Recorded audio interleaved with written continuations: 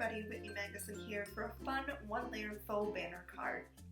So for today I'm going to be using the July 2019 Shimmer and Shine sentiment kit. I'm loving this. We're going to use the large sunflower and then I'm choosing one of the longer sentiments. And I already went ahead and die cut out a piece of Canson XL watercolor paper, and I'm just going to go ahead and purple tape that inside of my MISTI. We're going to start by stamping the sentiment, and I wanted to kind of pick a long, skinny one for this faux banner look. And I'm using Gina K Amalgam ink today. I like to usually do multiple layers of stamping on watercolor paper because it kind of has a texture to it, and so with your MISTI you're able to go ahead and repeat stamp until it's as dark as you want it to be.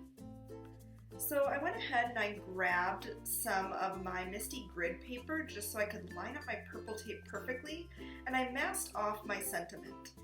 Then I went ahead and placed the sunflower over the top, and we're just going to stamp right over the top like so. So that purple tape just protects our sentiment, and so now when we pull it away, there is kind of a half and half sunflower look with our sentiment right in the middle. This gives a unique look that you wouldn't get with just the normal stamp, and I love the way that you can just kind of manipulate the stamps to create different looks. So I hope that you try this out with some of your stamps. So I'm using the Zig Clean Color brushes today. They're a watercolor marker, and I'm just kind of swiping the yellow on most of it. I'm leaving some white space up at the top. Then I'm doing the same method with an orange. I'm kind of swiping that on the bottom. I'm not super concerned about filling up all of the white space because we're going to go in with a paintbrush and water and we're going to blend this out, and it's just going to give it a nice effect. I just got these markers. I'm really loving them, mixing and matching with my Artezas. They're really, really fun.